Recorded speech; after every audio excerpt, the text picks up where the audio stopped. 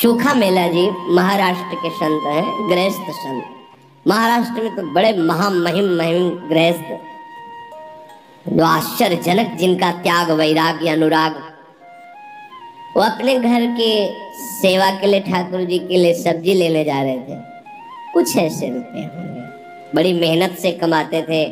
निर्माण कार्य, गृह निर्माण कार्य आदि में वो करके फिर उससे जो अर्थ मिलता था। देखा एक बहुत बड़े बड़े ऐसे केले रखे हुए थे। देखते ही मन में आया कि ये केले विट्ठल भगवान को बहुत अच्छे लगेंगे। सब्जी नहीं ली, उसके केले ले ली। मंदिर में अंदर प्रवेश का तो अधिकार था नहीं।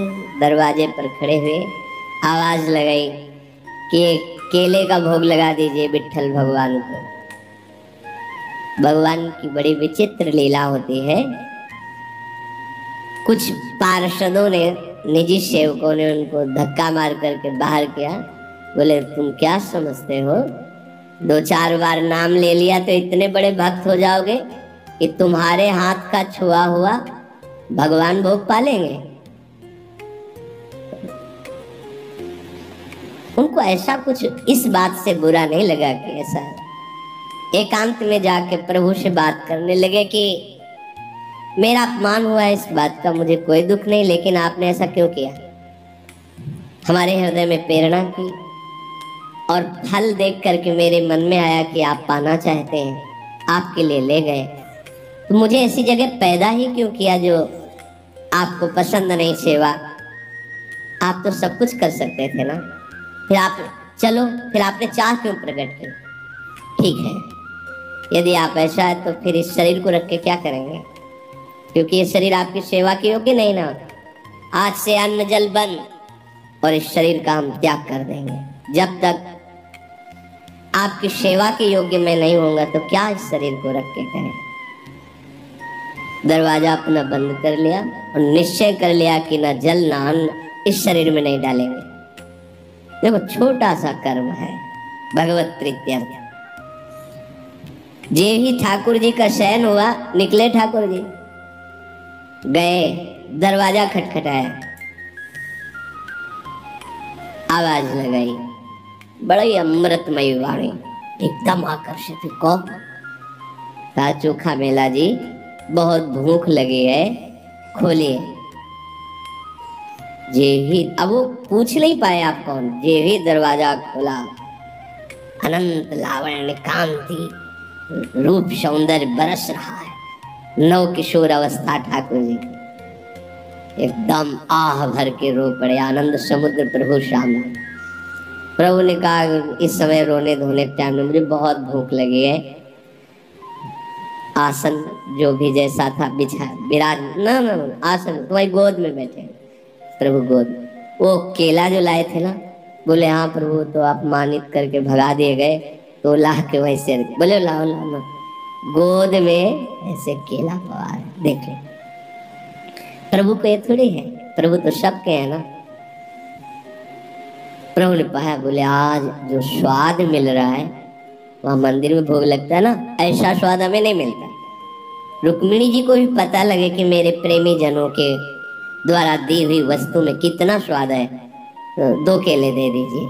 मांग के 2 केले प्रभु उनसे लेते और सब केले पाए और बोले तुम आनंदित रहो, मैं उन्हीं का होता हूँ जो मेरे लिए है। मैं किसी जाति, कुल, साधना, अवस्था, तपस्या इसका नहीं होता हूँ, इसका फल होता है, लेकिन जो केवल मेरे लिए है मैं उनका होता हूँ। रुक्मिणी जी को पवाया, आंगन में छिलके फेंक दिए। अंदर से दरवाजा बंद मंदिर का।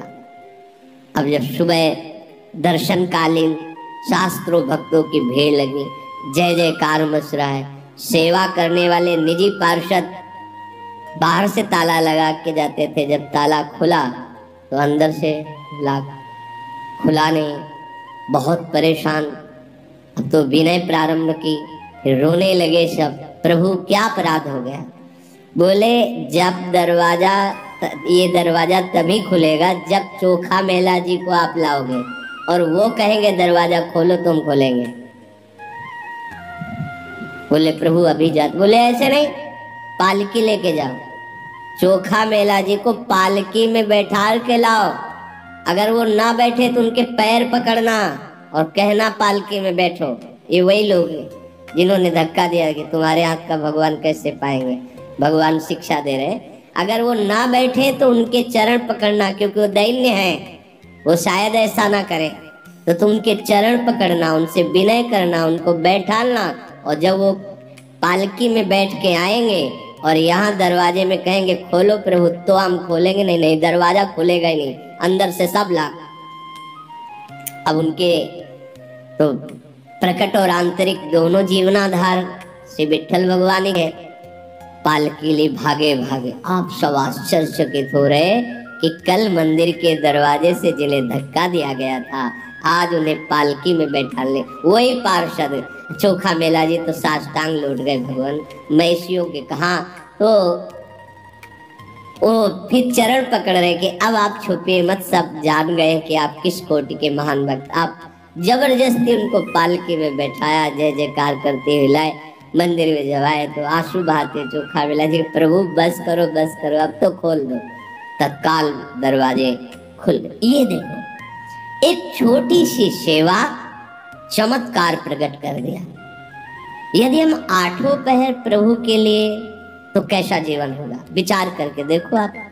अगर आपको यह वीडियो पसंद आई हो तो इस वीडियो को लाइक करें और मेरे चैनल को सब्सक्राइब करें। आगे आने वाले समय में ऐसी ही और भी वीडियोस में अपलोड करूंगा। अपना कीमती समय देने के लिए धन्यवाद।